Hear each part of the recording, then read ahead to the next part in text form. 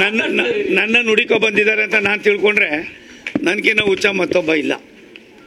ತುಮಕೂರು ಪ್ರಜ್ಞಾವಂತ ಲೋಕಸಭಾ ಕ್ಷೇತ್ರ, ಬಡತನ ಇದೆ,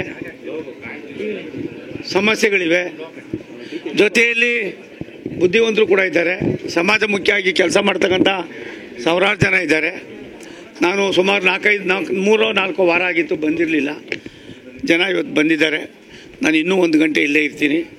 ಅದಾದಮೇಲೆ 2 ಕಾರ್ಯಕ್ರಮ ಮುಗಿಸಿ ಮತ್ತೆ 4 ಗಂಟೆಗೂ 3:15 ಫ್ಲೈಟ್ ಇದೆ, ದೆಹಲಿಗೆ ಹೋಗಿ ಮತ್ತೆ ನಾನು ಬುಧವಾರ ಗುರುವಾರ ಇದು 3 ಮತ್ತು 4, 5, 6ನೇ ತಾರೀಕು 4 ದಿನಾನೂ ಕೂಡ ಇಲ್ಲೇ ಇರ್ತೀನಿ. ನಾನು ತಮ್ಮಲ್ಲಿ ವಿನಂತಿ ಮಾಡೋದಿಷ್ಟೇ, ಜನರ ಮೂಲಭೂತ ಹಕ್ಕು ನಮ್ಮ ಕರ್ತವ್ಯ, ಅದನ್ನು ನಾವು ಮಾಡಬೇಕಾಗಿದೆ. ಆ ನಿಟ್ಟಿನಲ್ಲಿ ಕೆಲಸ ಮಾಡ್ತೀವಿ.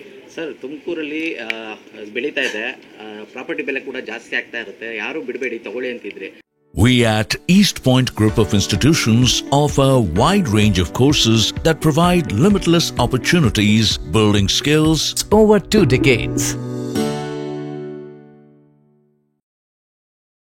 ಆದರೆ ಈಗ ಜಿಲ್ಲಾಧಿಕಾರಿಗಳ ಡಿಜಿಟಲ್ ಸಹಿನೇ ನಕಲು ಮಾಡಿರುವಂಥ ಒಂದು ಪ್ರಕರಣ ಬರ್ತಾ ಇದೆ.